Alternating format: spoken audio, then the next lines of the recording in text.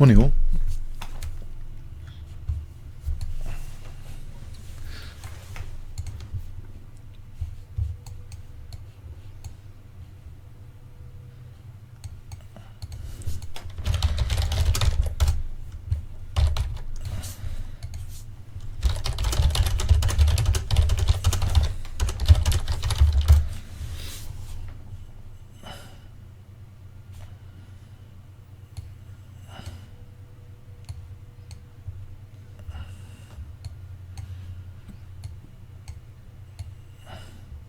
Morning, Vorim.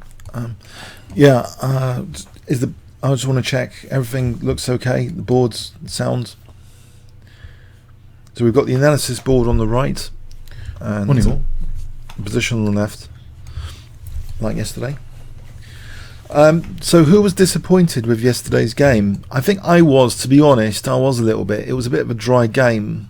I think that bishop takes c6 changed the nature of the game. What do you guys think about yesterday's game? A bit dry?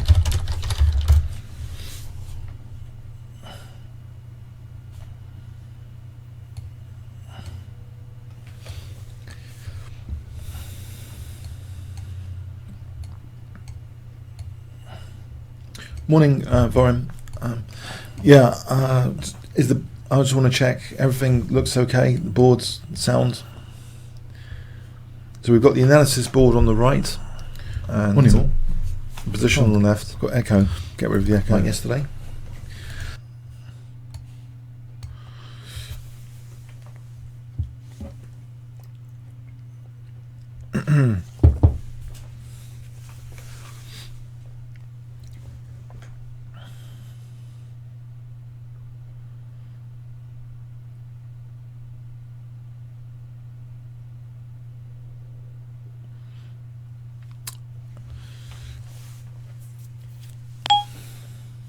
Let's share a trap or two.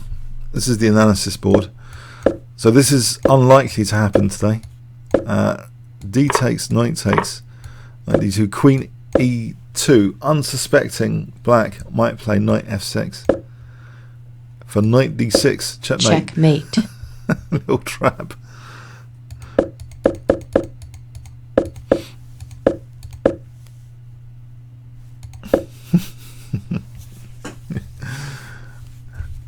I can't believe I saw this video on the French defense, a trap in the French defense with a disclaimer. It was for blitz chess. So you do something like this. I think something ridiculous like this. And knight. No, maybe not. No, I think I've forgotten it. Forget it. Paul Georgiou hasn't arrived yet, so I'm just messing around here.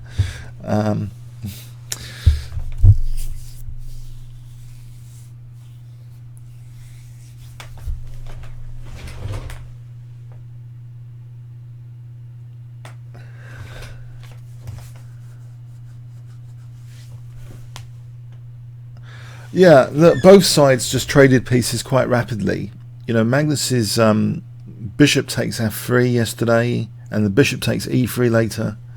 Yeah, Paul's not arrived yet, but soon after that should be Alex. So it's not the start of the game yet. We've got another 20 minutes, about 20 minutes to go. So it's 9:07 here.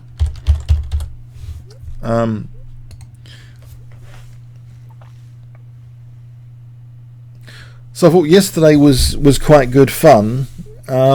I think it's nice to bounce ideas off others here. Not too many others. I think one or two others. I think beyond that it's not probably a good idea. What did you guys think of yesterday's duel and at the end triple commentary? Do you think it was quite good?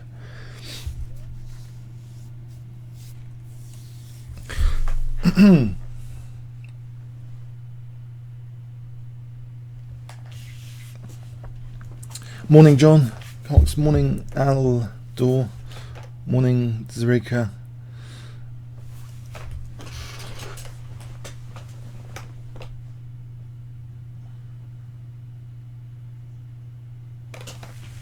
I saw a great robot film last night on Netflix. Still. It had Wolverine in it. He was the actor. Has anyone seen that? True Still or something? I think boxing has some analogies to chess. So these other bigger kind of robots it took down. Has anyone seen that? True Still or something? It's got Wolverine in it. It's quite good. I'd recommend it.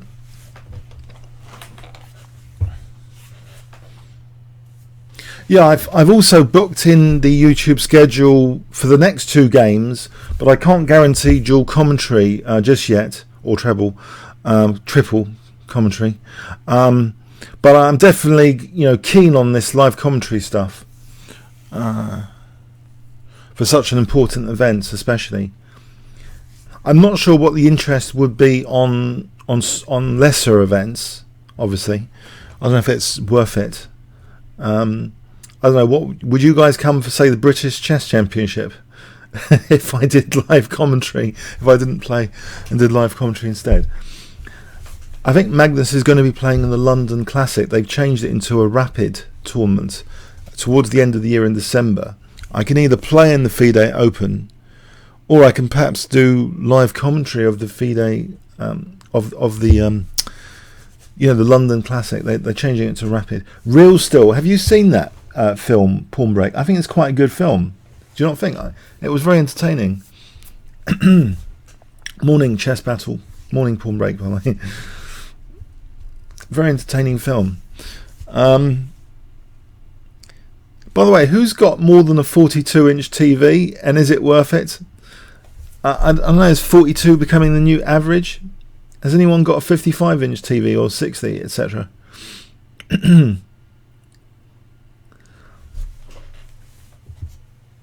You can actually put, obviously, with the Samsung taking over things, you can use your TV as a large monitor.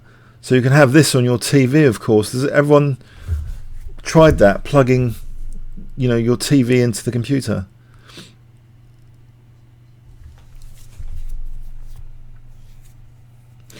I think ChessSpace recommended to really enjoy this event on your computer to have 2 monitors. I do like having 2 monitors. That is quite useful, actually. I think productivity goes up a bit when you have 2 monitors.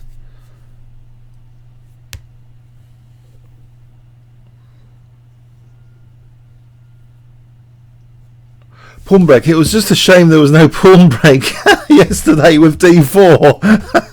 That would have been even more fun. That's funny. Oh dear. No, I think in terms of computers, I think if you have 2 reasonable sized monitors side by side, so you can sort of divide the tasks. You don't have to keep flicking windows, do you? I think it's worth trying as an experiment for those that haven't. It's if your computer supports it, or you just get this. I think ChessSpace has actually got an article about it, how to do it. So if you want to check that out. So our first move prediction today is it C4, the English opening. I had a bad time once at the British Championship with the English opening. One week I didn't really get very good positions with it, and I regretted not playing E4. Sometimes you can just get these positions which don't offer much of an advantage. You've got to be able to use the positional, subtle positional advantages, and build on them, gradually. Sometimes.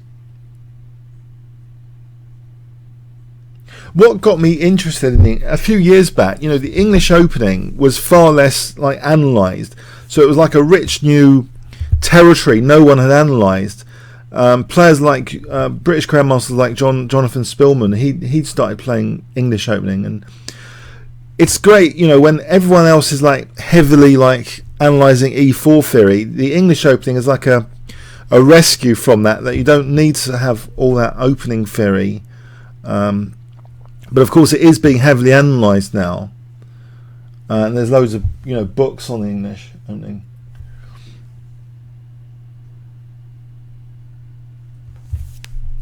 Yeah, I think it's just 15 minutes to go now for the game to start. So this would be, we'll get a move in here, and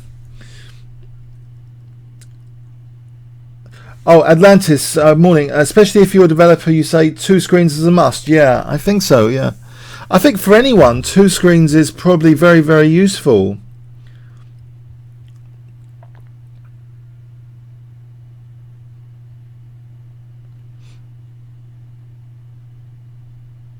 Someone, Aldor, well, morning. I guess E4. Magnus hasn't started with that move, has he? E4, yeah. Does Magnus want to play E4? I wouldn't. He seems to be doing. No.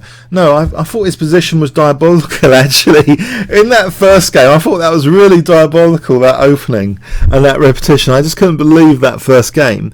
It really did look as though he really needed to settle into the new environment and the match, and he kind of said that in one of the interviews, that it's a bit like the candidates tournament where he didn't start off very well. He had draws there to start off with, but then warmed up later.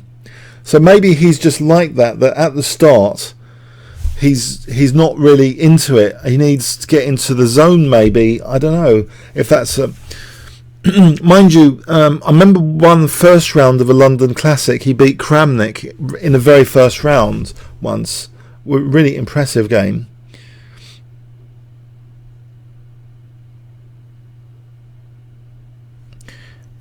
So it'll be about 15 minutes now for the first move. It's 9:15 now.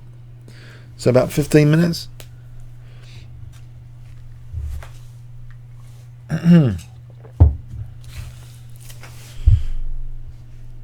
So the Reti, yeah, I think that's another viable one, isn't it? The Reti. So everyone knows that's Richard Reti, one of the leading hypermodernists. I've actually got a book by Reti, and he sort of checks out some other players around his era. Very interesting. Masters of the Chessboard by Richard Reti. Oh, I think that's Paul. One moment.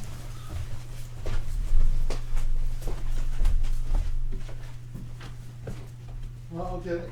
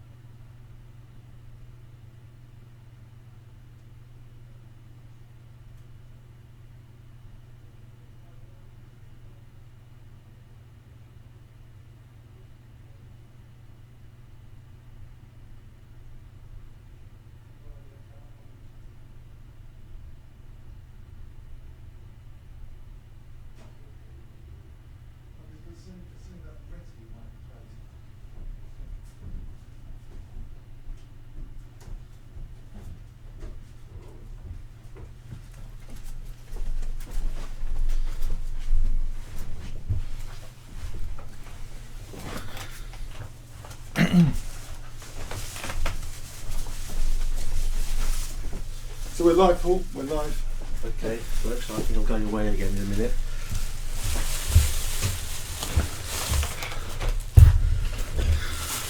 Paul has arrived. So we might be joined by Alex Eflontes pretty soon. He said he'd try and come earlier than yesterday. So I'm hoping I mentioned about triple commentary on Reddit actually. I'm not sure for 100% of this game, but a large part hopefully.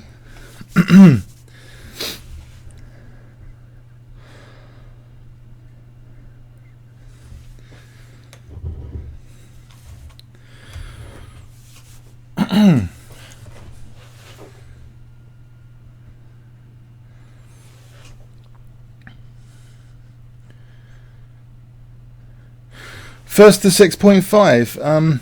Yeah.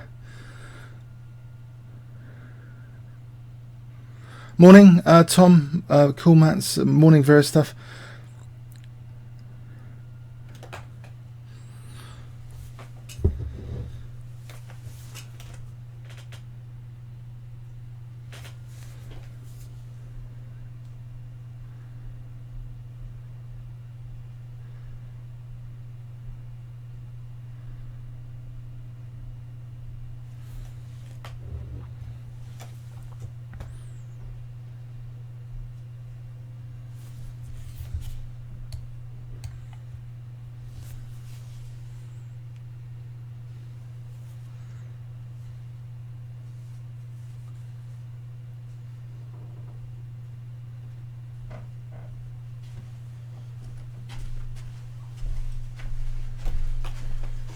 Okay, so we're about 10 minutes to go for the first move. I was just saying about Richard Retty. You know, you're aware of Richard Retty, aren't you? That's all right. I'll put my. I'm going away again. Oh, you're going there. Okay.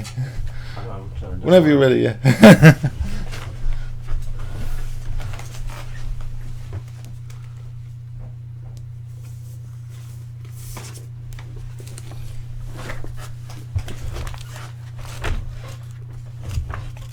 So in the book Masters of the Chessboard by Richard Retty, he's checked out, he's got two main sections, the older masters.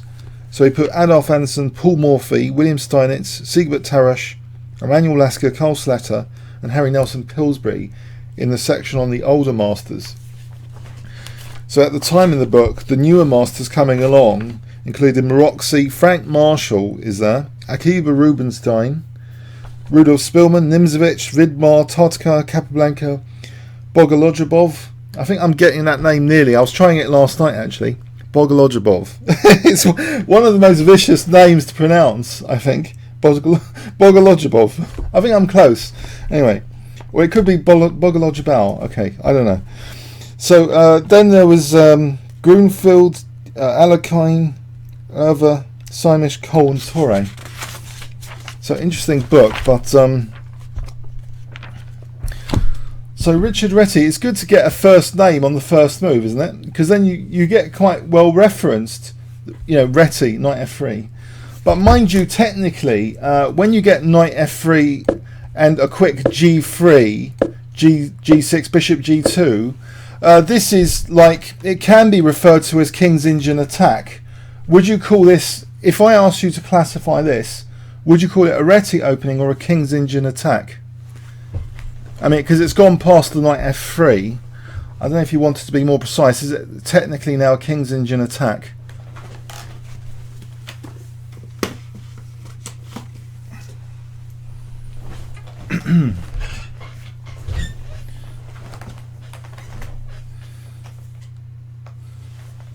Patrick asks, what are the chances Vishy will pull a Mikhail Tal today?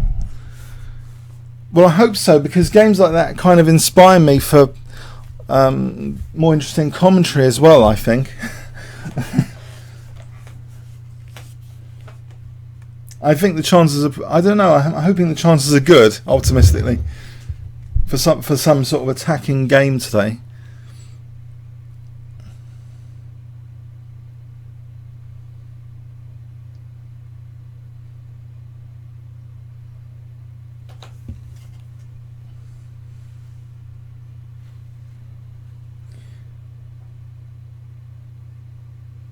So Mikhail Tal won the championship, the World Championship in 1960, but the very next year, unfortunately. But I think it was largely, a large part must have been bad health. If it was nowadays, I don't think he would have been even allowed to play on such bad health. You know, he needed quite a lot of operations during his career.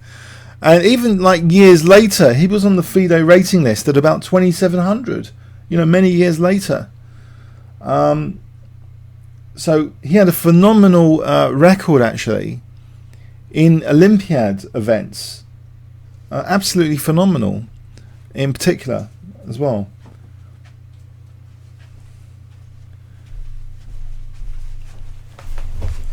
Do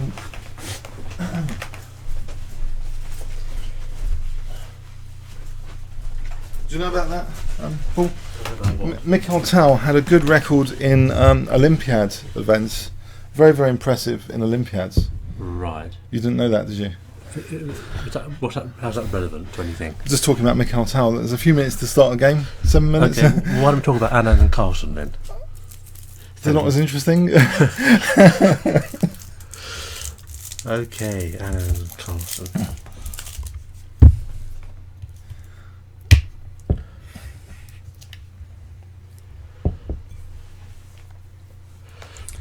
Pawn Break says, I hope Anand isn't too dispirited to play a good, aggressive game. I've made the font larger, by the way. Yeah.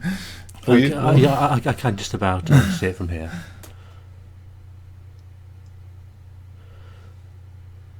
Well, what's happening? I mean, there's several possibilities. It could just be... I mean, Anand could have largely given up and just be happy to drift to the end of the match. Who knows? Maybe he's even decided to retire from chess. It's not out of the question, is it? He's a similar age to Kasparov, that Kasparov was when he retired. He may have decided, this is enough, a new generation. Pawn Break says, I remember when Tal crossed 2700 in Montreal, Chess Life called it crossing the dream barrier. I think he was only the third player to do so. Yeah. After Karpov and Fischer. Dill's Gambit Live, morning. Hello, Casey and your friends. Hi there. But of course, there were no FIDE ratings before 1970. Yeah, 1970 was the start of the FIDE rating system. And do you think the FIDE rating system helped popularise the game even more? The competitive FIDE rating system? Probably not. Probably not. Outside chess. I don't think it means anything. People outside chess. No, but people became more competitive because of FIDE. Yes, but I mean, the people outside chess wouldn't know what 2800 meant, would they? They know what a grandmaster is. Oh yeah. So you say I'm a grandmaster, they don't know what that means. If they say I'm a 2800, you just get a blank stare. It means nothing outside the chess world. Yeah. What do you think of the Super GM title? Do you think that should be created? It's unofficially, we have this Super GM thing. Well, the thing is, there are so many GMs now, aren't there? Are there not 1400 or something? 1400? Something like that. It's an enormous number. I mean, a lot of people outside chess think, oh, you're a grandmaster, you're one of the world's top players. It's patently not true. Right, yeah, you have to ask the FIDE rating, etc. And the track record, the tournament track record comes into it? It does. There are so many strong players now compared to the old days. By the way, I think Wiki, I was looking at the other day, there was a player that I remember playing in the British Championship when he was small, Turner, and he's not listed. I don't know if anyone can be bothered to correct this. He's not listed on the Wiki for Scottish Grandmasters. They don't list him. They've got all the others, I think. Well, so he only transferred to Scotland a year or two ago. Oh, is that why? So if anyone wants to correct the Wiki reference for Scottish Grandmasters, I was going to do it, I didn't get round to it, sorry. No, Matthew Turner was represented England until a year or two ago, and he transferred to Scotland. So maybe they haven't updated it. I don't know. Alright, that's probably why, yes.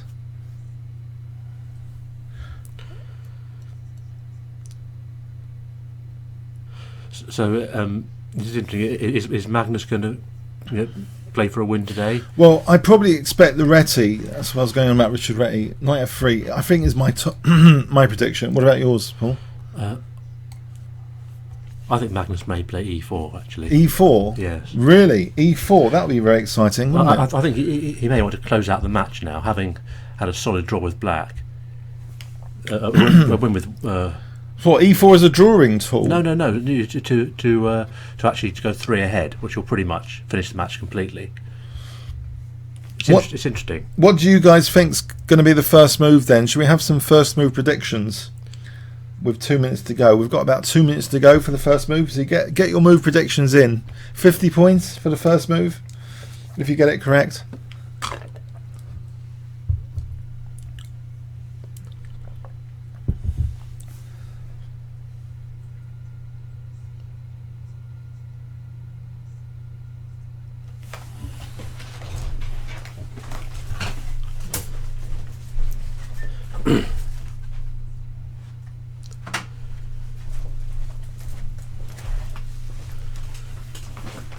There's someone late. Should be any time now. 2 minutes.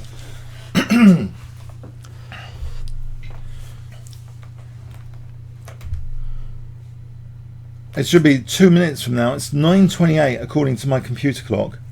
So 9:30 I think is the official start. But still, it's unlikely. If Vishy can win today with black, then he'd be back in the match, wouldn't he? Yeah, they're not playing that very strict rule that if they're not there, they get default. FIDE have this twisted rule that if you aren't there within like a few seconds, you get defaulted. Apparently, that's going to be phased out. I don't know why it was put in. It's ridiculous. It's just pathetic, isn't it? I don't like it. It's ridiculous because you have to be there, and the organisers can keep you waiting, and you can't get out of your chair. Yeah, I think if you're late, you're late. It's, you still get less time on your clock. Why should you lose the whole game? It's getting a bit ridiculous. So hopefully that rule goes. Yeah. And I think it's a problem because professional chess and amateur chess are so blurred together. They're not separate as they are in other sports. You have events like the Olympiad. Oh, we've got to move E4. Paul, you predicted E4 correctly. Where half the players are amateurs, if not more. E4 has been played. E4 has been played, yep, as I suggested. So what will Vishy play? Probably E5, I guess. E5 or Sicilian? Really, if he wants to win the match, he should play the Sicilian. Sicilian defence. That's the most fighting, aggressive weapon of choice. Yes. If he's given up, he'd probably just play E5. If he's given up, he's playing E5. So you think the opening makes a kind of statement of intent? The actual opening choice? To a degree, yes. That's what I think. I heard that quotation from Nakamura a few months back, saying when he played the Sicilian Dragon, for example, against that top Chinese woman player, world champion. What's her name? Ziyun. Yeah, He said the opening makes a statement, about what to expect. Yeah. Well, to an extent, yes. So if C5, we're making a statement with C5. I think. Well, if you play C5. Well, especially the Dragon. Do you think the Dragon's one of the most double-edged? I'm not aware of Vishy being a Dragon player. No, he doesn't play the Dragon, does he? No. Neidorf. Yes, Neidorf would be. That's the weapon of choice for top. So the Sicilian PMs. Neidorf goes like this, I believe. So it's characterised by this A6 move. And funny enough, our hands up here. When I was looking at old Kasparov games, it seems he was playing just E6. I mean, I seem to remember some of his. He wasn't playing. He was playing E6. Oh, we've got E5 anyway. Yeah, well, E6. That's not the Neidorf. No, Scheveningen. Yes. But it can transpose easily just with A6 after, of course. It could do. Yes. Yeah. Unfortunately, we've got this position on the Roy Lopez. Okay. Oh, no, you've got to be kidding. You've got to be kidding. Not this again. Oh, no. Oh, he's played Rook E1. Is that more exciting? It doesn't get the queens off. Well, it leads to a different kind of game. Yeah. Yes. Rather than the D4 variation. So we're looking at a later. What sort of sequence are we looking at? Taking knight e5. Knight takes e5 now. Knight takes. Rook. Check. Bishop e7. Bishop goes back somewhere. Something like that. Yes, this is. I think that's D3 sometimes now as well. D3 is an alternative square to F1. Yes, hopefully Alex is coming soon. He did say to try and come earlier today. Oh no, hang on, it's slightly different what's happening in the game. Whoa, knight takes e5. It can transpose. Bishop e7. Bishop f1. Wow. So black hasn't taken on e5. Interesting. So what's the advantage of that? leaving the knight there. Well, it will frequently transpose. So you think black will take on e5? Quite possibly. It's useful to have a rook there for a tempo gain later with bishop f6 after castling bishop f6. And there are hack lines where the rook goes to h5, but I doubt Carlsen will be doing that. So castling now. I imagine So Vishy do will you reckon castle. d4 or knight c3? What's the move here? d4. d4 is the move. d4. So bishop f6 looks good. Knight e8 is also the move, 98. reorganising the pieces. So what do you think the statement's been made here that he doesn't mind having a draw? This is seen as quite an aggressive line for white. For white, alright. So it doesn't matter what black wants, white's playing quite aggressively, this line. But no, there is a symmetrical pawn structure. Yes, we've got a dreaded symmetrical pawn structure alert, which increases the chance of a boring game and a draw, I'm afraid. But no, I think Magnus is playing for a win, in general. Okay. Pawn Break says, maybe Anand is trying to settle his nerves after 2 losses. I thought he did that yesterday. That's what I thought. He hasn't really got a lot of time to settle his nerves, so he wants to win the match. Yeah, he's only got only a few games to go. I don't know otherwise unless he has a serious tearing up his sleeve. Atindi, Carlsen equals sunrise, Anand sunset. Okay, so d4. I reckon bishop f6 looks good. Bishop f6 and knight e8 are the two main So moves say here. where does the rook go? Here or back? E1 usually. Not there.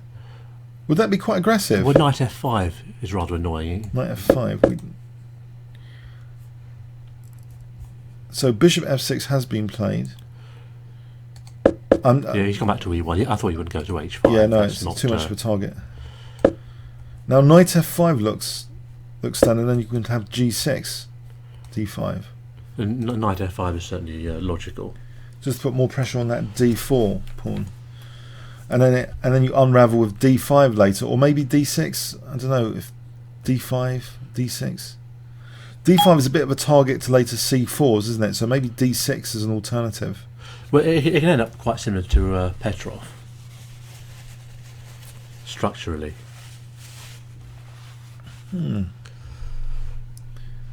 it's interesting, they both played quite quickly. They're both actually ready for this.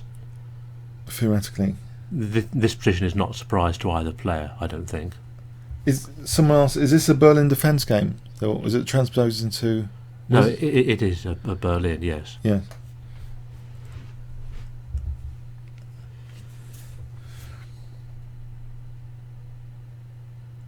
But going back to what I was saying yesterday, I think Carlsen's decision to play rook e1 is sensible, because as I'm starting to think the main Berlin is just looking good for black. Yeah.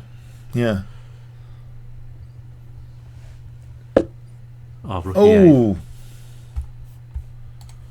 Rook e8 was played. The rooks stare at each other.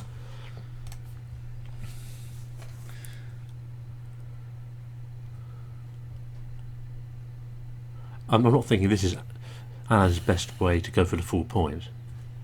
It looks as though Anand wants to draw. Magnus wanted to get something, maybe. Yes. I mean, a quick draw is certainly still possible. Do you think a c4 move might... No, it weakens d4 a bit, c4. What about taking and then c4? Is this crazy? So if Check. we take and then play c4... No, he's played c3. He wants to create a rock for this bishop, I guess. Well, c3 is just logical. Yeah. Just keep that solid against the bishop.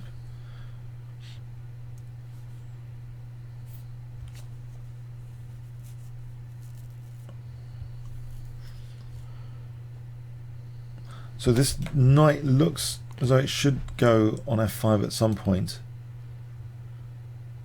Where does this bishop want to go? Does it maybe want to fianchetto or just stay around here for this diagonal? Both are possible.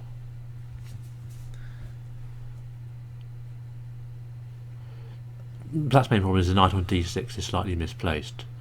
Could black consider fianchetto like here? It's possible, but white can change plans and maybe then cut off the bishop at d5 and c4. Ah. Right, yes. So if b6, d5. Well, and I mean not immediately, but once the bishop's actually on b7, Yeah.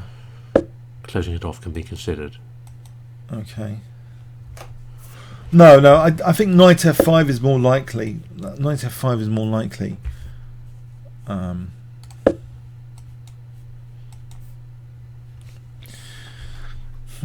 don't think actually b6 might run into something horrible as well. We've got a loose rook there. We might run into something later. Taking. I can't see it. No, Queen it f3, doesn't. bishop b7. No, bishop b7 is protected by the knight anyway. Yeah, you're right. It's protected by the knight.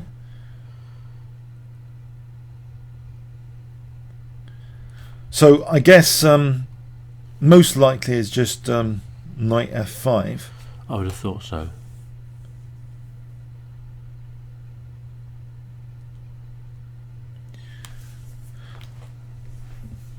It's not. I wish it was a Sicilian. Why didn't they play the Sicilian? I don't. I'm hoping that Vishy doesn't play rook takes rook and follow by queen e8. Oh dear. That's probably quite likely, isn't it? It certainly wouldn't be showing aggressive intent. Didn't he hint in one of the press conferences as though there was some other issue not related to the match? Maybe something else has bugged him. Bugged who? Vishy Anand. He sort of hinted as though there was some issue somewhere. I don't know anything about it at all. Okay, you haven't watched press conferences much? No. Not much, okay. Or indeed at all. They're worth checking out. Okay. No! No! As the pieces come off. Well, those rooks are coming off anyway. But We're going to get an endgame very rapidly here. It's good endgame practice, this match. So queen e8, I guess. Leaving the knight on d6 does facilitate queen e8. Or possibly queen e7. Oh, queen e7, that would be more exciting. If he's really feeling... He may just play knight f5. Or knight f5.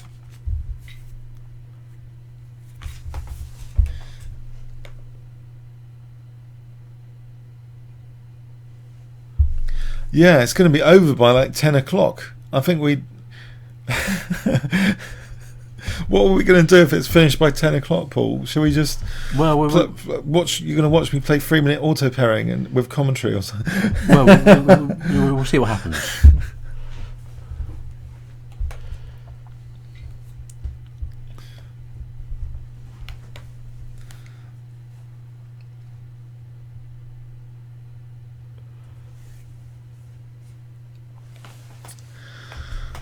No, it's like an exchange game. Exchange as many pieces as quickly as possible.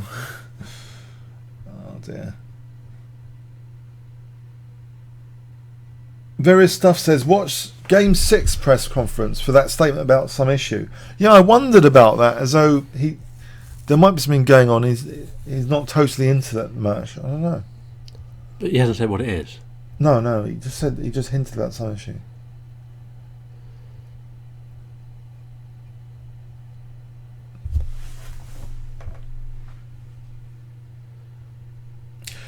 You know that reporter that asks, Vishy said in one answer, I'm going to just try my best. And this other reporter, the next question, Vishy, could you explain what do you mean by try your best? So Vishy had lost. Can you imagine, right? Someone, I thought it was like a wind-up question. So I could completely understand Vishy's reaction. Some of those reporters and their questions have been completely outrageous. Yes. Like endless questions about Kasparov in the building, and both of them have said they haven't even seen Kasparov, and yet there's still all these Kasparov questions. I saw something about 98 has been played. 98. There was some D5. Kasparov was not particularly happy. He arrived and he wasn't greeted with trumpets and a fanfare. Yeah. So what can we play against knight e8 here? What is the plan of knight e8, Paul? Is it g6 for knight g7 later? Quite possibly. I think he's probably going to play d5, d5. and maybe the knight will come back to d6. Oh, that's very nice to control the e4 square. So let's give an example. And then here. possibly the knight will return to d6. Right, so should we put the bishop on d3? Oh no, bishop f4. Oh, bishop f4. So he's eyeing c7. So maybe d6 might be a bit more solid. Well, he's also eyeing the e5 square, so if d5 is played, then... yeah, if we play d5, we're kind of loosening the diagonal a bit. But e5 square d6 control. is a bit passive because the knight has no moves after d6. Let's go with d6 as an example then. Okay, so you reckon we can maybe reroute the knight like this. It's certainly possible, but it's a little slow. So let's say knight d2. Knight d2. g6. g6. Now knight e4 is annoying. Ah, yeah. So say bishop g7, Then bishop g5. Bishop g5, possibly, yeah. Oh, this is getting a bit nasty. If we don't want to play f6. Not really, no. Wow, that could be quite vicious. Quite quickly. It's not out of the question to play f6. I'm sure it doesn't lose tactically. No, d5 has been played He's anyway. played d5. And no, knight d2. He's played knight d2 immediately. No, that was the other board. Okay, so knight d6 would eye e4. So maybe c6 later. When's the bishop going? Bishop d3 has been played now. Interesting, bishop d3 before knight d2. Well, he's stopping bishop f5, Oh yes, he's just stopped bishop f5. which is a nice diagonal. Yes, if knight d2 had been played, then bishop f5, that would be a nice diagonal. Yeah, good point. So it's That move- might be another bunny on the way. Alex, okay, so bishop d3. So d5, bishop d3. Okay. it's often about move orders.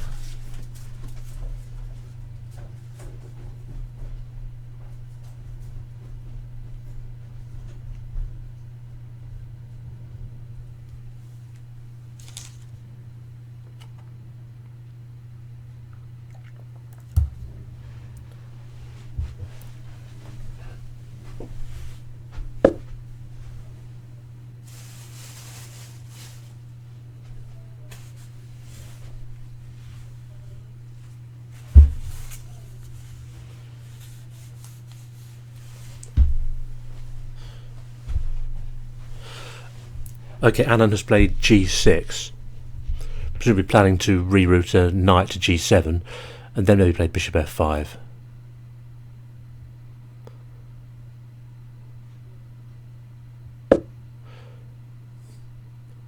And Carlsen's played knight d2, obviously coming to f3, eyeing the e5 and maybe g5 squares. White's a bit better here, but really it's not very much.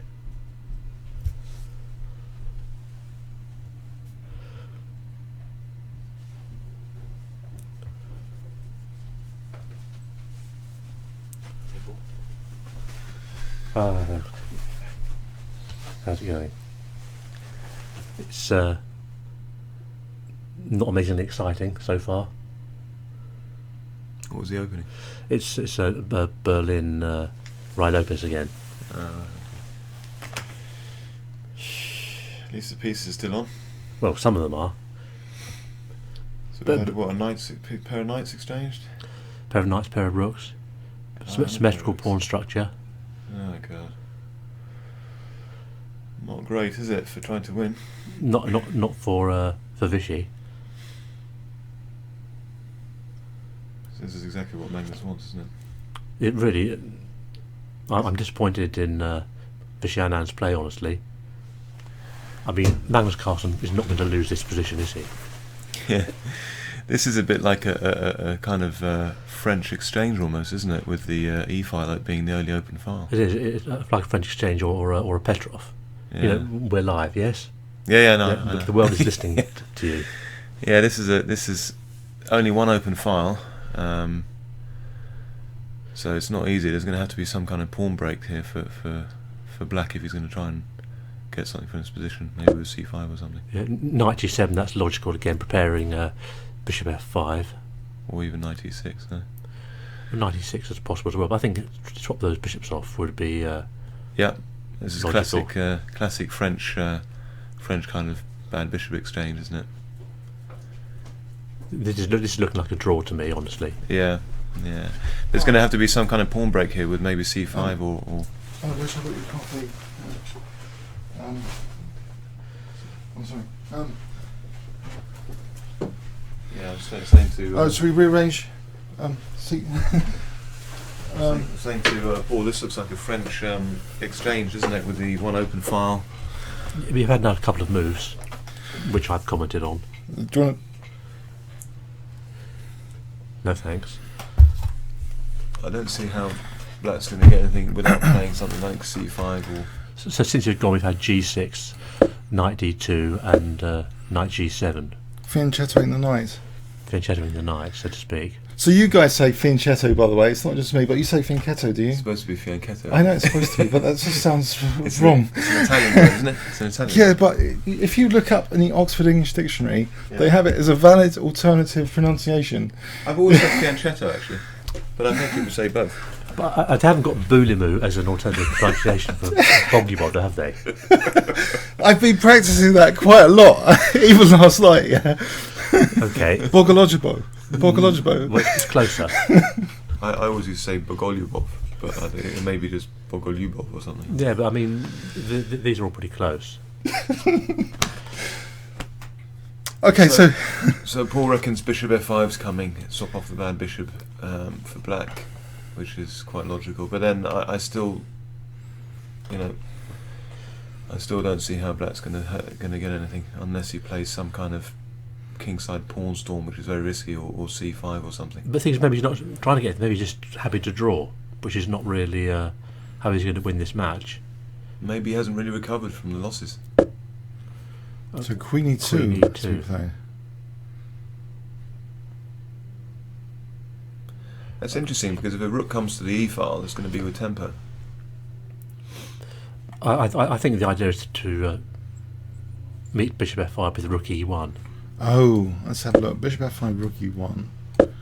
Yeah, that's right. That looks good.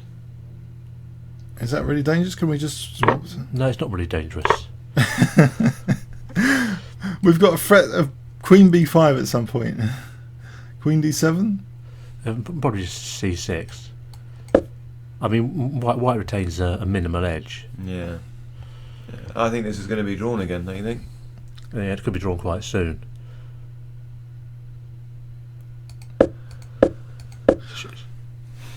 Oh, it's like waiting for a tiger to come out, isn't it? Oh dear, oh dear. Yeah, but I mean, he could play. You're right. Queen D7 and Rook E8. Even Rook E1 isn't great, is it? With the Rook coming to E8. I know. Then. If Triv was black, he'd play G5. G5, possibly. Queen D7. Well, that kind of thing Okay, is quite so quite Rook common E1. in this, isn't it? And it's kingside pawn storm, but it's risky.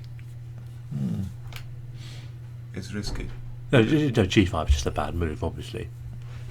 I'm not seriously suggesting it. This happens when the king's on the queen side, though, doesn't it? Normally, black plays a kingside pawn storm. Well, the kings are on opposite sides, then it's a different game. Yeah, but in this particular case, the kingside pawn storm is not possible. Unless he wants to lose this. Yes. So it's looking very, very drawish, actually, isn't it? With the white squared bishops coming off. Maybe another rook swap on the e file. Yeah, I don't know. Oh, Rook E8 is supported by that knight. Yeah. Okay, let's go back a moment. So let's have a look. I don't think he'll play Rook E8 though. I think he'll keep the rook on. But it's So we see Queen E2. Rook E8 is not currently a legal move. Bishop F5. No, this one on the left is the actual board position. Yeah. Okay. Sorry. Yeah, that's right. Actual ball position. Unless it's Bishop F5, Queen D7, Rook E8 idea, right? But he might try and expand on the queen side with A5 or B6. But no, this doesn't look as though it's anything for white to play Rook E1. Why would I play Rook E1 if Rook E8's coming? There's later? no need to play Rook E1. There's no entry point on the E file. Yeah, Right, so let's so- not play Rook E1. There's no entry point. So I mean, white can just sit here. Well, then black's going to get the e file. Yeah, but there's nothing on it though. There's no entry point. And white can always challenge as well with knight F3 and Rook E1 if he needs. He might just wait for rook 8 and then play rook e1 if he's happy with the draw, which is what he is. But I think White's going to try and occupy e5 possibly. All right, you can always slip back to f1. If there's a rook on e8, you can always slip back to f1 to keep the d3 bishop protected. I guess. Imagine White's going to try and occupy e5 with a knight or a bishop. Yeah. Fairly soon. Yeah. And then you probably see an exchange on e5 then, though. So if this game ends before 10:30, are we playing winner stays on the 3 minute? Oh, we're not allowed to use my account just for different people, are we? I forgot. Sorry, no, this is an idea. Especially as you're telling everybody. Sorry. So, what about unrated? Is that allowed? I don't know. If it was unrated games, does anyone know the ICC policy on that? I think it's still the same. But maybe. The idea is to meet bishop f5 with g4. Sorry, Paul, say that again? It's slightly outrageous, but maybe if Anand plays bishop f5, Carlsen will respond with g4. All right. So, it fixes the knight. He does restrict knights in some of his games. That is a Carlsen. Yeah, but then the knight will come to e6 though. Yeah, g5 is compromised. So we say we take takes and then knight e6. We've got that g5 square. We're hitting this. It's a bit double-edged. Bishop g3. This is what Anand would like, I think. No? Queen e7 coming? Yeah, I don't think it's a very good idea. c6. Yeah. Okay. Looks slightly slow to me. Yeah. c6. He's just waiting, isn't he, to see what Carlsen does. Well, Carlsen will carry on, I imagine, now with knight f3. Knight f3, yeah. You think knight f3? What about... Or rook e1. I mean... Knight f3 goes into a potential pin. Well, but there's a pawn on g6, so it's just h3. I mean... Well, just take... Then he's played rook e1, he's played rook e1. And don't we get a sort of an imbalance, which is what Anand would like, if the bishop gets exchanged with a knight. But this happens in the French exchange though as well. What about just playing this? Is that terrible to play bishop d7 here? Passive, isn't it? Because we don't have to play. We can maybe put the queen on b6. But what's wrong with bishop f5? Yeah, bishop f5 is more logical, isn't it? Just get rid of the positionally justified exchange. Carlsen won't play knight f3 because of bishop g4, I reckon. But then just h3 and you get... Yeah, but this is an imbalance then, isn't it? This is giving up the bishop pair and putting your pawns on white squares, and then using the knight to so bishop f5 is most likely. Yeah. With the two bishops, Carlsen would be a bit better. He can play for the win.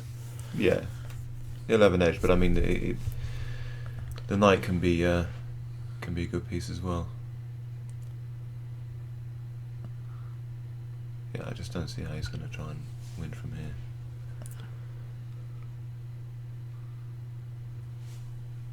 How many whites has he got left?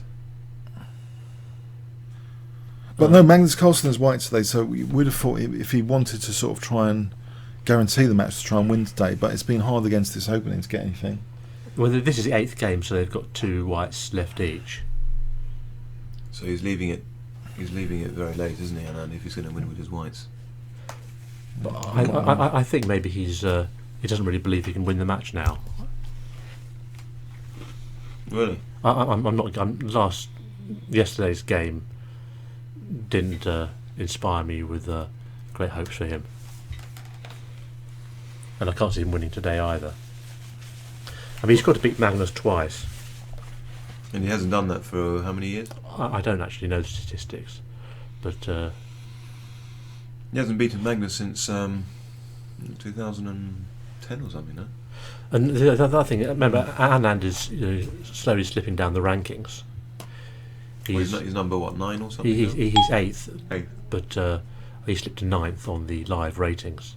And if he loses another couple, he may slip another place. This is something I was saying he has to watch out for. If he slips down, he's getting closer to the pack, and if he drops a few more places, he'll be out of the elite. Maybe he's just had his time. One does wonder. He's made his money. Making way for the new generation, as Kasparov says. And as I was saying, he's about the same age as Kasparov was when Kasparov retired. So maybe that's had some kind of influence. He's thinking, well, Gary retired in his early 40s. Yeah. It's a bit disappointing, though, isn't it, to go out like this, really? It is really. You know, he lost against Gelfand and then won the next game. Yeah, that was amazing. That moment in last year's match, 2 decisive games in a row. But Gelfand played abysmally in that game. Strange, wasn't it? He blundered. It's fairly clear that even though he's world champion, Anand's not one of the 5 strongest players in the world. Say, I think you can say that fairly unequivocally. I think. Yeah. Which is pretty unusual. I can't recall that. He did beat Aronian in the last encounter with that preparation. Yeah. But I can't recall that happening before. But isn't this the curse of the world champion, though? You know, look at all the world champions in the last few years. You know, Kramnik, was out of form for years. Gabriel Blackman asks, "Hey Casey, is this position still drawish?" I would say so. Yes, it's sort of drawish, isn't it? Yes, it is. I mean, but he always stayed in the top 5, didn't he, Kramnik? Yeah, true. Yeah, this is drawish. Symmetrical pawn structure, 1 open file. Pretty much no weaknesses. White has a minimal edge, but it shouldn't be enough at this level. Truth Crackers indicates the live rating Anand is 2774.1. Carlsen is 2870.9 right now.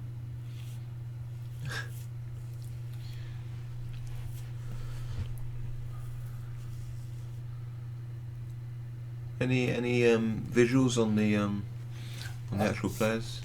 See what they're is Carlsen looking probably quite relaxed, I would have thought. Okay, I'll. Yes, Pawn Break says there, winning against Carlsen in this position would require divine intervention. Sadly, he's not going to blunder in this position, is he? Which is what you'd need to try and win this. Sorry, I can't put the sound on that. I think we'd be we can't use any any content. Yeah. Okay. Right. So I better not. I think if I had this position against Anand, I could genuinely hope for a draw. It's quite a it's a relatively simple position to play, isn't it? It is.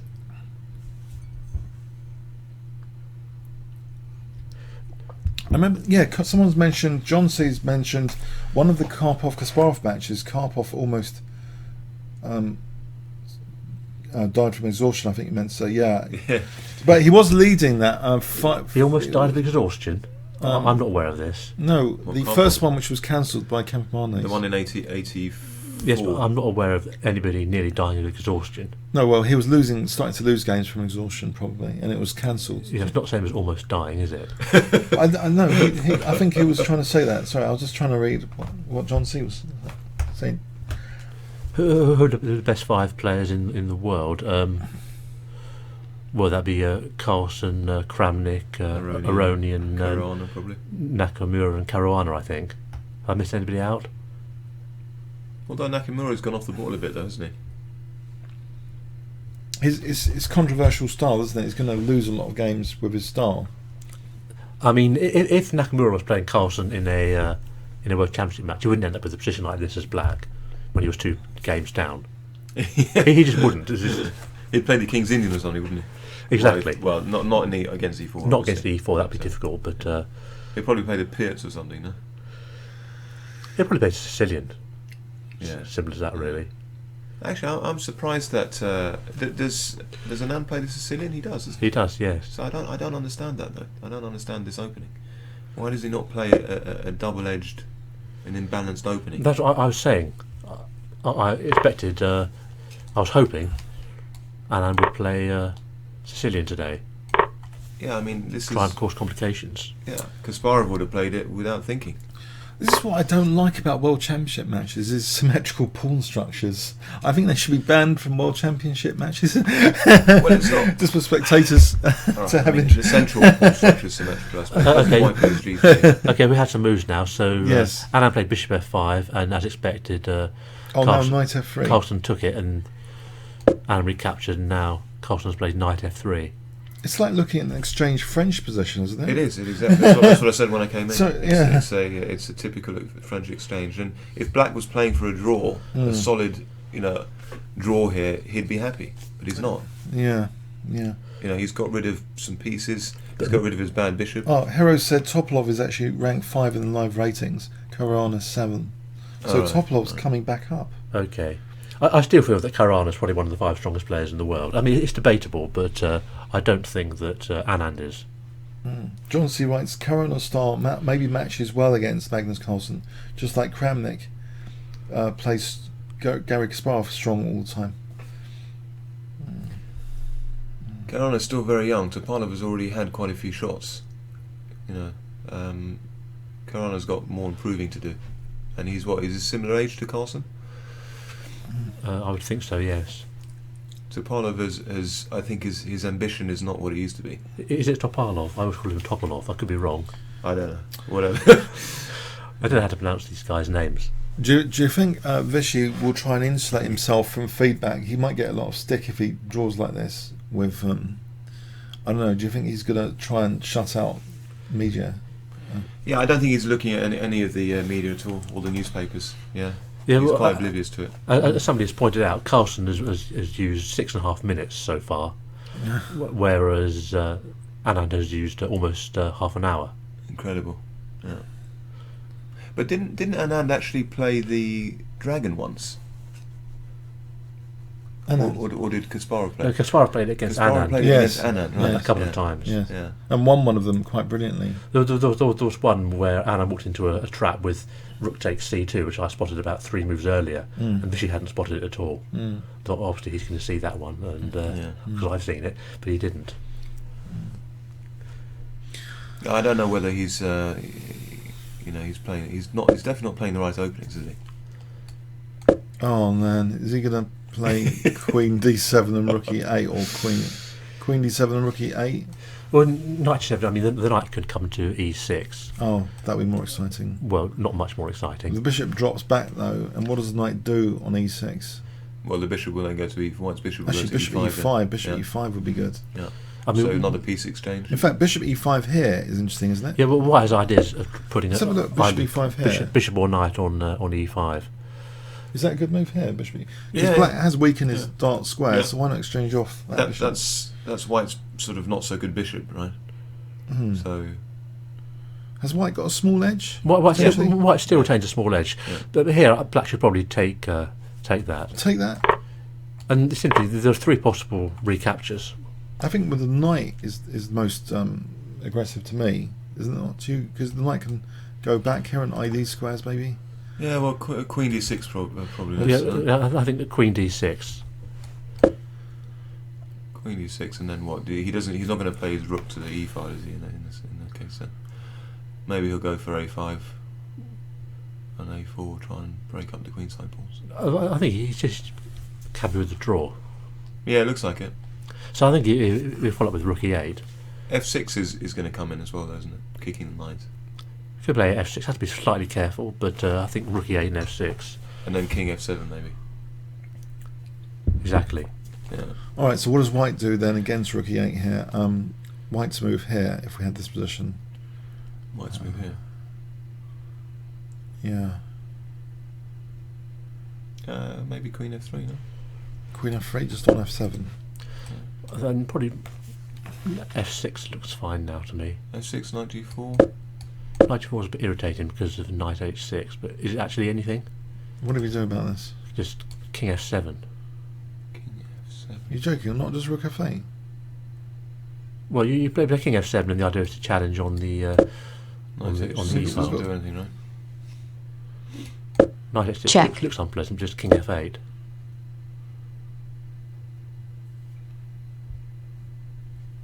Right, let's go back. And then just follow with rook e8 there. No, let's rewind this. Okay, hold on a sec. So we're saying bishop e5 might be an interesting move to consider here. Can he avoid the exchange of bishops? Alright, can black avoid the exchange of bishops here? No. Bishop E7 is a blunder, isn't it? Bishop e7 loses a piece, yeah. Bishop takes g7, we're going to win e7 after. He can't really avoid it, can he? I suppose he can just let white take on F6.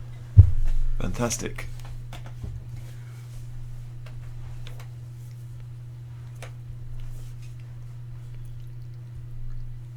So basically, this World Championship has been about endings, isn't it? Yes. But last year wasn't that exciting. A lot of the games were not that exciting, were they?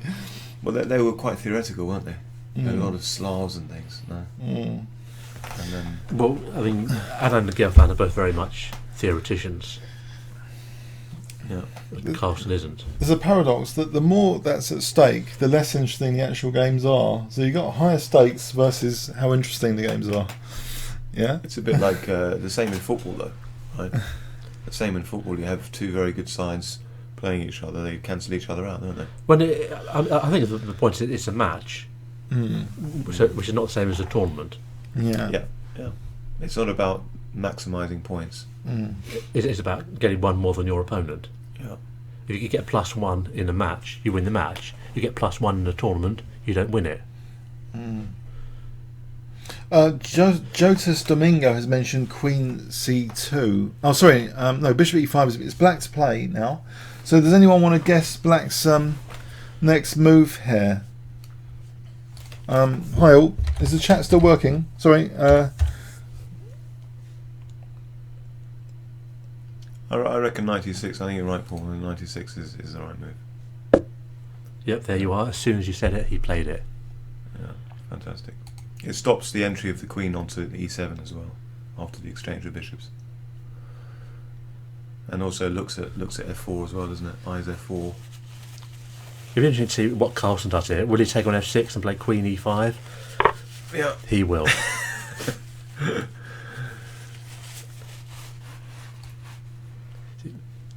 Vishy's thinking. It's a tough one, Vishy. What are you going to play? Oh, I think we might have a technical issue here. Let's go back. Oh, 95. Ah, 95. 95. So he's not content with just a draw. Well, he probably is, but... Okay, so Carlsen is eyeing up. Sorry guys, sorry. I thought we had a technical issue there. I hope we're all back. I hope the chat's back. Sorry, what's happened? Another pair of pieces have come off. What happened after Bishop E5, Knight E6, was it? Knight E6, What's the threat here? Bishop takes, Queen takes, Knight E. G4. There's no actual threat. Well, Knight D7 is a forcing move which might be dangerous under the right circumstance. And Knight G4. Knight E7 will just generally be met with Queen E7, and the knight will be on prise. Yeah. No, but at some point it might be. It's just something to bear in mind that these two knight possibilities. Oh, wait a minute. After Knight D7, Queen E7, isn't there Knight C5? Whether it's Rook E8. Rook E8. Okay. Well, then that's definitely drawn. And after Knight takes E6, Yes. Swap everything off. everything comes off. The Hoover comes in. Yeah. So I hope the chat's back. But of course, it's black's move, so you may well play just Rook E8. Rook E8 or even D8. D8. Knight E7 isn't a threat. No. You don't need to worry about Knight E7. Well, Knight F4. Does that do anything? What for black? Mm. No, really. I mean, just Queen F3, and the knight's pinned. Oh, I think there's something issue with the comments are not working at the moment. I don't know why. I don't know what to do about that. Queen I'm afraid. G5. Sorry about that. Queen G5 kind of ideas with Knight F4. Or is that too cheap? I think Carlsen may spot the threat there. And actually, then Queen G4 looks very good, doesn't it? Queen G4. Something's going to be exchanged off.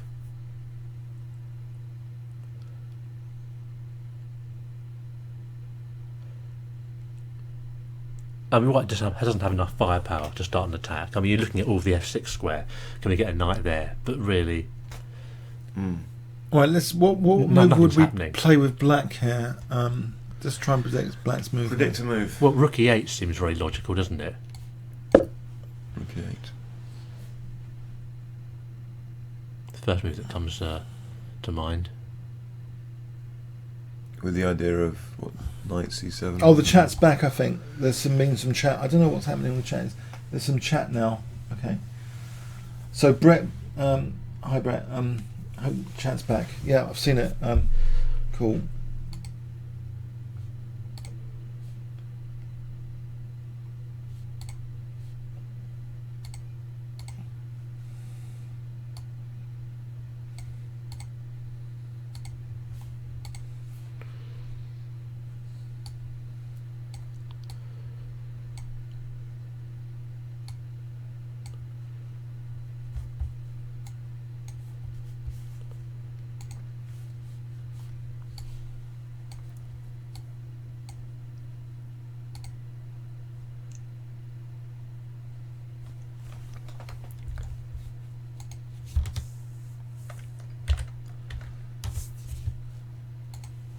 Is A5 a move here, Paul? Not really, no. It's just weakening. I am wondering if Carlsen is just sitting there looking bored, like he often does.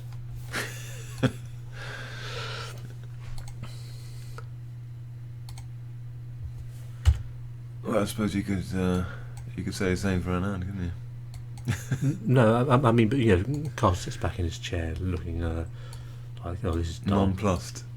I remember he was playing a blitz game against Tomaszewski, who was 27-20 or so.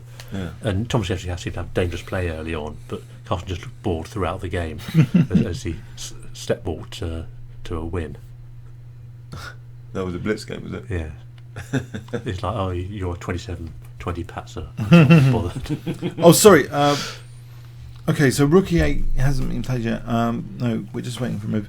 So I mean, it may never be played. Like yesterday, and I never got around to playing D4. So can we? Okay, let's go with Knight D7 here. Queen E7. We got Knight C5 well, to you use play, the pin. Queen D8 is also. Why not play Queen D8? Queen D8. Instead of Queen E7. We can still play Knight C5 technically with that pin, and we're hitting B7. Okay, well, Knight C7. Yeah. Oh, Knight C7. That's a pain. We haven't got some amazing pressure on B7 Well, here. followed by B6 maybe. No? Not really. Okay, Okay, so B6. B6. We've inflicted a critical weakness here on C6. It's not really critical, is it? I'm just joking. It might be though. Queen D6. And now Rook takes Rook. Rook and, takes Rook. and Check. Queen And E8. Queen E8. No, we'll hang on. Check. Hang on, 95. C5. C5. Oh, it's getting a bit dangerous to the Knight pawns. C6. Yeah, you're going to lose the pawn. You're going to lose the endgame here. Look, there's a check, and you're going to lose Yeah, D5. yeah. You just lost. Yeah. Paul's just lost 1-0. Kingscrusher Paul 1-0. You have to be 3-0 up for Carlsen. it's still not clear, actually. You have to be careful. It's still not clear. C takes D4.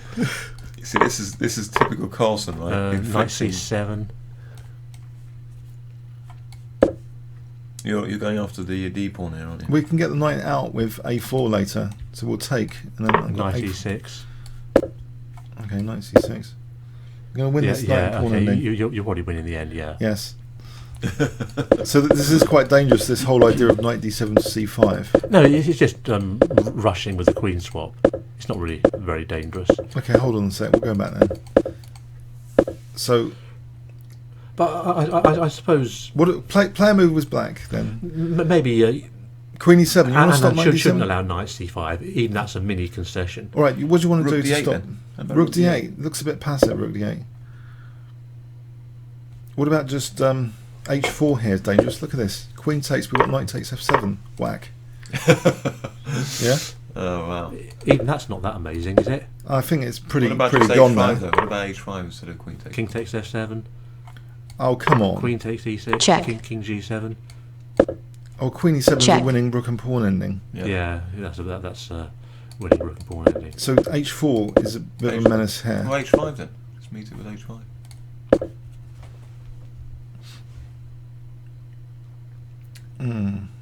Yeah, maybe G3 and okay, just to stop that knight using that F4 square. So Rook D8. Seriously, do you think Rook D8 is plausible? It's certainly possible. Well, the Rook's doing nothing on A8 at the moment, so. So Rook E8 runs into Knight D7. So Queen E7, Knight. Do you have to play Queen E7 though? No, sorry. Paul said Queen D8 didn't seem to fare better. But what At about least- Queen F5 or something? But That's Queen okay. E7 at least protects B7. Queen F5. Or even F4, I don't know. I mean, Queen F5.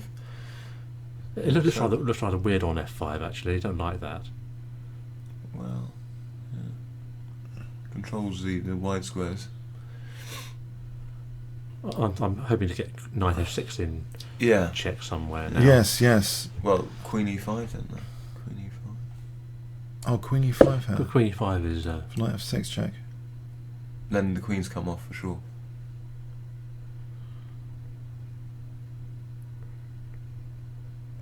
but of course Knight coming to F6 is not that scary in the ending. No. Queen takes and then King G7. Yeah. So Rook E8 is playable. It looks as though Rook E8 is playable. Okay. Possibly, but maybe the idea of knight d7 to c5 is a niggle. So knight d7. Yeah, but queen e7. Queen e7. Queen f5 just looks odd to me. Yeah, at least e7 is protecting b7. So there's no problem here. Well, there's queen c7 perhaps.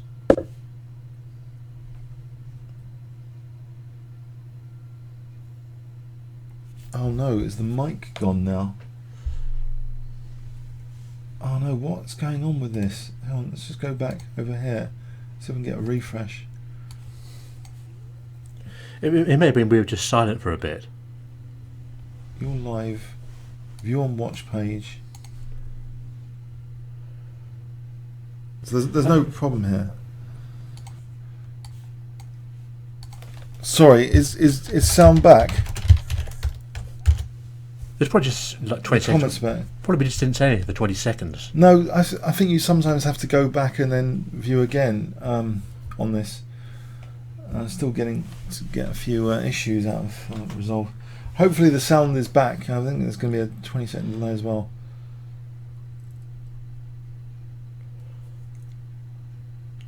Has everyone got sound? Oh, I'm hoping sound's back.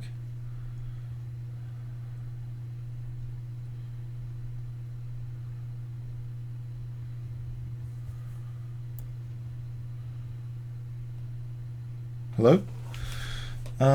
We've had a question from one of your subscribers, Triff, about the would moving the kingside pawns be a bad strategy to reinforce the knight and gain some space for white?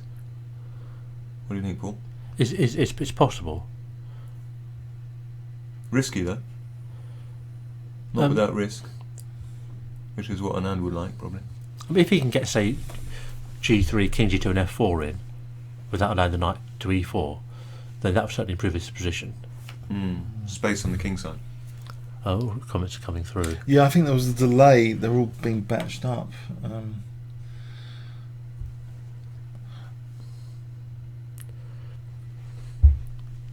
I mean, Carlsen doesn't need to do anything like that. No, Carlsen has still used 11 minutes so far. And remember what a quick player Anand was at one point in his career. Yeah, he's probably just trying to find any kind of way to keep the game going. Now he's sitting contemplating the end. Who knows? There's still going to be 4 games left after this, right? Trouble is, it's two games he needs to win, not just one. It's not like he can leave it to the last round and then do a Kasparov. But I can't see him winning any games. I've seen nothing in the last few games that suggests he can actually he has the will or the skill to beat Carlsen. When he had a better position in game 1, he just took a draw. Do you think he was trying to sort of draw all the games to get to the speed playoffs? I think he just thought, oh, draw in first game, quick draw with black in the first game, great. But if you look at previous World Championship matches, black has actually won the first game more times than you would think. Yeah, that happened in against Gelfand as well, didn't it? It happened quite a lot of the Botvinnik matches. It's happened 10 or 12 times. No, actually no, Gelfand won with white. Gelfand won white in the first game. And generally, if you win with black in the first game of the match, you generally win the match. Right. So I think Anand really missed a chance there. Oh, there's a question here from Truth Crackers. Does anyone know who the seconds are for this game? I don't know about for this game, for the match though. Magnus Carlsen has got Hammer as one of his seconds. Yeah. Or MC Hammer, the rapper. Ludwig Hammer. Ludwig Hammer. Ludwig who's Hammer, about the same age as him, was another Norwegian child prodigy. And I played him online actually. He's very quick. On the channel, actually, I did a video about their encounter. There was a queen sacrifice. Magnus played against him. A beautiful queen sacrifice against Hammer, and Hammer's one of the seconds. They had this video showing how they were preparing for the match, and apparently, I don't know if this was a spoof video. They're winding up the rest of the chess well, like showing them these classic positions like Botvinnik, Capablanca. You know, the one with Bishop A3. But everyone knows that, surely. Most people. I mean, you'd be amazed. You'd be amazed. Some top grandmasters don't know the classics. Yeah. Yeah, but I think it was a spoof, to be honest. I don't think Magnus is being tested on classic game positions. No. Surely not. Oh, did you see that picture in the well-known magazine where he was training with Kasparov? Yeah. And he had he had all his databases out and everything. So. Oh yes, on Chessbase. Yeah. He must have gone through all the classic games with Kasparov. Yeah. But a lot of these young players, they don't bother with classic games. You just come in, at the age of 10 and start learning current theory and with a computer. And they don't bother with the older players. I think that may be true to an extent. They're more than in the old days. Because in the old days, people used to get books, 500 master games of chess and play through them. Yes, that was one of my favourite books, actually. Did you go through that as well? Not every game. I've been through every game in that when I was 10 or so. The most instructive games of chess ever played. No, 500 months. Oh, yeah, that as well by Chernev. By Chernev. That's a very good book, though. Yeah. But I don't think that they look at these books anymore, and they don't really have game collections in the same way. They have generally game collections are for a specific player, but you don't see many collections of 100 great games played in the last 20 years, do you? They don't make these kind of books anymore. No. They're pretty rare.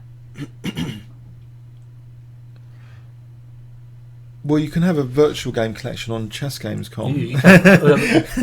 It's quite... These books have gone out of fashion. They're classics, though. I mean, Zurich 1953. Yeah. That's a tournament book. The tournament books are also out of fashion to an extent as well. Exodus indicates Peter Liko is Anand's second. So Peter That's correct. Hungary. Yeah. Hungary. Liko is Anand's second.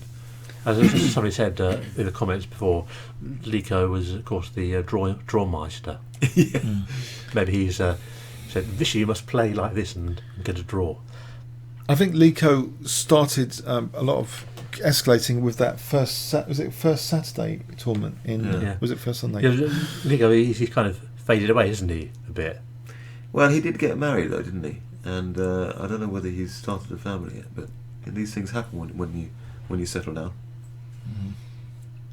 Yeah, but same with Kasparov, same with Topalov as well, I think. But he slipped down the rankings as well. I mean, he hasn't been in the top 10 for some time, I'm pretty sure. Adams, to a certain extent, has also done that. Yeah, but Liko's 10 years younger than Adams, I would have thought. I'd have thought Liko's probably in his early 30s, whereas Adams is his early 40s. And of course, Liko actually played for the world title. Liko was right in the top 2 or 3 in the world at one point. But that didn't really. That was a pseudo world championship, that one, wasn't it? Did he play Kramnik? He played Kramnik. Yeah, but he lost though, didn't he? He lost, yes. Oh, Rookie 8 has been played. So not fearing Knight D7. Sorry, I think just checking the chat periodically. Oh, what? Yeah, Rookie 8 has been played. Rookie 8. Is Liko a pure E4 player though? That's one of the questions from Exodus. Hang on. Now this is unlikely to happen. Sure. Knight G4. You see, Queen F5 would be a bad move because of Knight H6 check. Yeah. And that would be 1-0. I'll be quite surprised to see that. Now Queen F4 on the other hand. Yeah, looks good. Well, Queen We've got F4 G3. allows G3 and F4. And F4, which is dangerous. And then either here or here would lose the queen. Like Check. This, or Nasty. Yeah, this is not how Black wants to play anyway. So Knight G4, is that a useful move? Well, Knight G4, Queen G5 is Queen G5. more likely. Same idea though with G3 then. The G3? Play G3 preparing. And now maybe... Knight C7 is possible, isn't it? Knight C7. Queen's got to go back to F1 or B1. Knight C7 actually wins, doesn't it? No, Knight E3. Knight E3 is the only saving move. Oh yes. Okay, but that's not very exciting, is it? It's not that critical though for white after knight e3. No, Well, does a black player fight then? Does a black player fight then in this position? the knight e3 is the only move it doesn't actually lose, I think. Yeah, because of the deflection capture on e1. So I think queen g5 is a good answer. Queen g5. But yeah. Hang on, f4. Let's try this pawn sack. Well, we'll take that. g3. What are we doing here? Where does your queen go? G5. You're not thinking about it. You were a bit nervous there in your tone of voice, weren't you? h4. I mean, I just know you're just trying cheap traps, so I have to be careful. Where are you going to move your queen? Oh dear, back to e7. Yeah. Yeah. Queen e5. Oh! f6. Well, you go Knight to, h6. go to Friendly G- mate in you 2. go to G7. Knight g7. What? Queen G7. Queen g7. Where? Oh, no, the queen's on G5. Yeah, it's on Okay, G5. so. Okay. We're going to score a goal here. Okay, so you got some cheap traps. Hold on. It's not cheap. King's safety has been compromised already. F4. F4. What a F4. You saw it here first. F4. Dangerous. So, it just doesn't work. You have to analyse it properly, not find one. I'm trying to, don't get wound up. Just okay. You find I've one rewound. clever line I've rewound. and blunders. What? Queen h4. I've rewound. And queen takes f4. G3. Okay. What did you play? Okay, hold on. Let me think. Okay, I'm letting you. I get time to think. I'm You'll letting you see. think. No, this is winning for white, isn't it? I'm letting you think. Is this winning for white? Queen g5 is the only move, right? Doesn't lose the exchange. h4.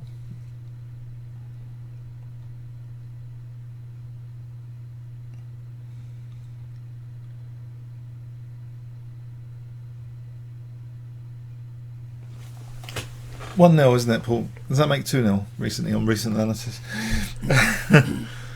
Black's lost this, hasn't he? Because of knight f6. The queen can't go back to d6 because of knight f6.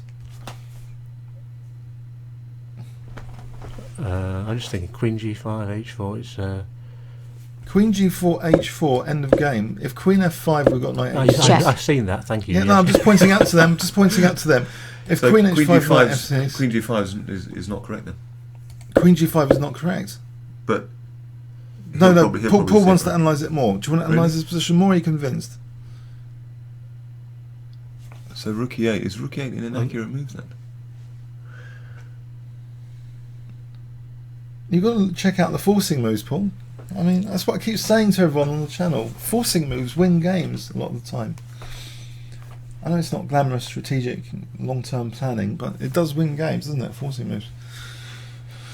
There's a comment from Chessplay, wrong game, it's not football. Have you seen that book? There's a book been written on this connection between chess and football.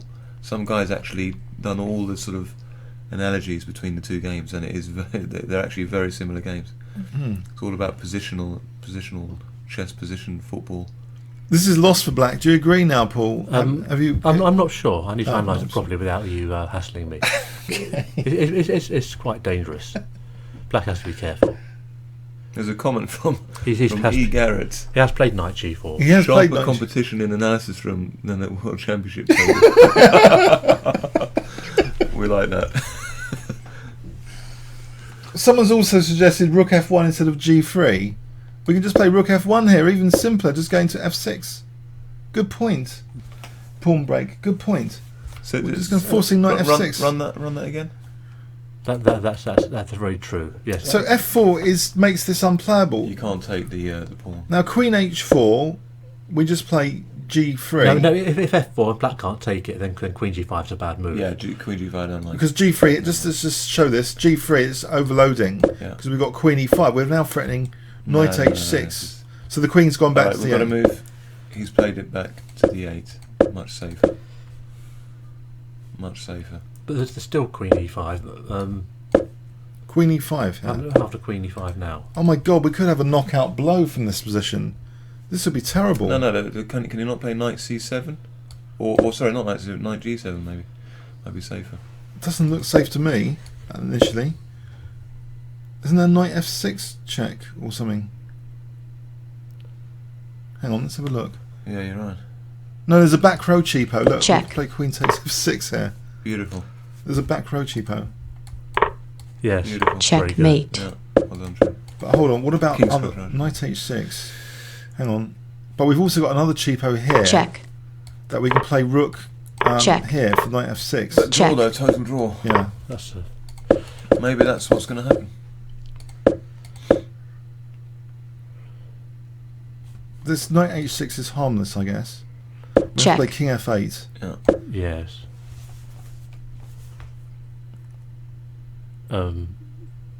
Harmless, maybe even losing. Yeah. Actually, this is losing. The queen moves and we're losing the rook. Whoops. Whoops. And the king. All right, but can Carlsen force this massive exchange though? Hang on, so what are we looking at? Queen E5, knight G7 Yeah. is losing for white. No. After knight H6. Knight H6. Oh, loses. knight H6 loses. So knight F6. Knight F6 loses, the queen takes F6. Did it? Yeah. We Check. play queen takes F6. Yeah. Okay. Yeah. What was that line where we just looked at where there was it? Yeah. So he's played queen E5. So we're on. So what about this mass exchange that we just looked at? So, okay, let's have a knight G7 then. So, hang on a sec. The mass exchange Was is on just taking on drawing. E8. Queen E8 is Check. just drawing. Yes. Because of this forcing sequence. Check. I here. think this is the way it's going to go. Check. It's King forced, isn't F1, it? Draw. King E2, King D3. White can't do anything else. So this it looks like this is the end. Yeah. Oh You're no, it's been absolutely right. played. Absolutely. Oh dear, oh dear. We need a contingency plan for this sort of thing to entertain after 3-minute auto pairing. Oh man. Well, we saw it here first. You saw it here first before it's been played.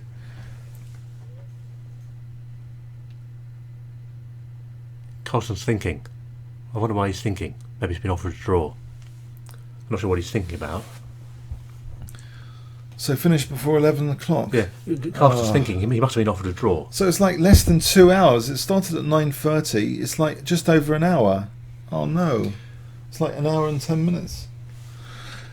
Well, thanks everyone for coming today. Carlsen's still thinking. I think Carlsen may have just turned down a draw. He spent 20 seconds on, or 30 seconds on knight F6. He's going to play a king and pawn ending. I don't know. It's a symmetrical. No. I think even Magnus is going to accept a draw here. Yeah, I think he's playing for. Oh, he's playing playing for. F4. He's playing for a win.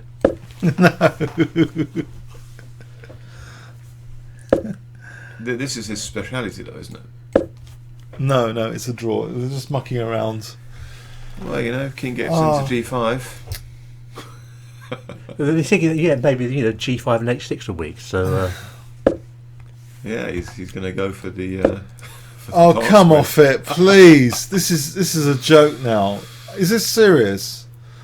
Well, you can lose king and pawn endings very easily. I think Magnus turned down a draw. He spent quite some time on knight F6 check. You know, one bad move for either side can end up losing later. One bad pawn move. Are you serious? Yeah. B5, that's a bit committal, isn't it? I think you know what they're doing. They're going to play a totally symmetrical pawn structure. This is what happened in the candidates. Oh, I see. H5, H4. Yeah. To rule out Yeah, this and G3 now. G3. Just to sort of Yeah, Get- this is going to be a get- totally symmetrical G3. position. They're A6 and A3. A6, A3, H4, H5, H5. Draw. and draw. Pretty, isn't it? King E3, King E6. It's a celebration of Christmas. It's like a tree or something. Almost. Christmas tree. Yeah. present to the audience. This is what Aronian did with was it with Carlsen? With the knights and pawns together in one of the candidates matches. Because they had H3, sorry. H3. No, I can't believe this. He's going for it. I can't H5, would believe H5 be a blunder? Oh, come on! Everyone's been really looking forward to this game. It's just been an hour. Yeah, I think H5. I wouldn't play H5 there. Oh. H5 would be a losing move almost, wouldn't it? Possibly, but certainly you just don't play H5. Really, it's just. I think that's a draw offer, isn't it? H4. Let's be honest. Yes. Yeah, they're doing exactly what we thought they would do. Amazing, isn't it? I think it's heading for a draw. No breakthrough for the king. Yes, because the entry point for the king has been removed for that pawn on h4. There's no gliding on the dark squares even. There is no entry point unless you sack pawns for nothing. And even then. Oh dear. So has the day been a disappointment? Are you free tomorrow? Tomorrow's a rest day, isn't it? Oh, sorry. After tomorrow. Yeah, I'll be back. Yeah. Cool. But this game is still going on. Oh no, man. I know they stopped. They stopped. Must be a draw. Oh well. I'm sorry, guys. We tried to make it exciting, but you know what can you do? What can you do? It's like having a bit of cheese left in the fridge. You know, you can't do a great dinner, can you? You know. Are you trying to say that Anand's only got cheese in his head? I hope not. I think he needs to eat some tandoori or something. Oh man. He needs to get hot. Oh dear, oh dear. Maybe he's not drinking enough green tea. It's finished. Yeah, it's the asterisk. All right. Do you want to have a quick overview and summary or not? Well, Can we just look at run through the opening again? Yeah. You can do a. Let's have a look how not to play for a win. So you play this Berlin Wall. Yeah. And Well, it's not the Berlin Wall yet. It's just the Berlin. This is not the Berlin Wall. oh, All right. I keep calling it Berlin Wall. Oh, oops. This is the Berlin defence, right? Berlin Yeah, defence. the Berlin Wall is what happens comes later after D4, etc. Oh, D4 is Berlin Wall. Well, the position that results in a few moves. Right. Oh, pardon me. Hang on. So Rook E1. Rook E1 avoids the Berlin Wall. Right, does it? Right, okay.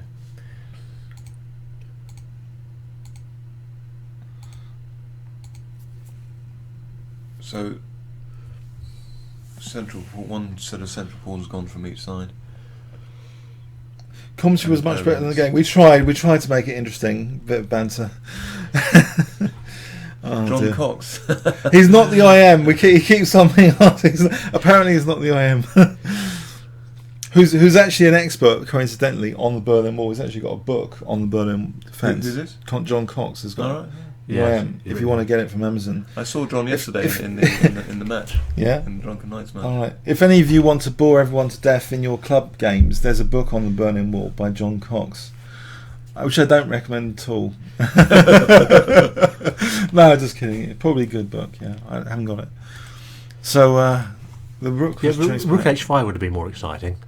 Rook H5 would have been more exciting. Yes, but not very Oh, we good. can't analyse on this. Oh, Right, No.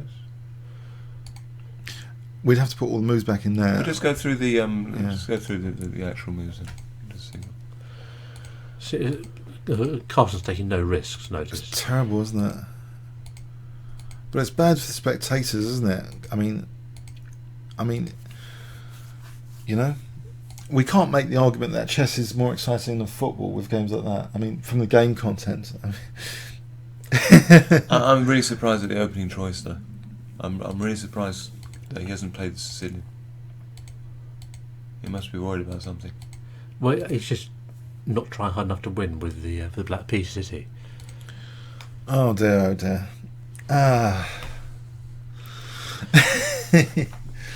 Yeah. Very Okay. disappointing. Drawn ending. Very Well, disappointing. okay. Thanks, guys, for coming. Maybe we should have some contingency for a dull game at some point. I don't know. Anyway, have a nice day. Yeah. See you on. They want you to play in the ICC. On. Yeah. See you on Tuesday. Sorry, not Tuesday. Thursday. That's what I mean. It's Tuesday today. See you on Thursday for the next game. So watch out for the event schedule on the YouTube.com kingscrusher channel. So I'll try and put the events in ahead of time. And okay, thanks very much. Comments or questions on YouTube. And thanks to my guests, Paul Georgiou and Alekos Efilantis. Thanks very much. Okay. Oh dear. Hold on a sec. I haven't. Just closing off.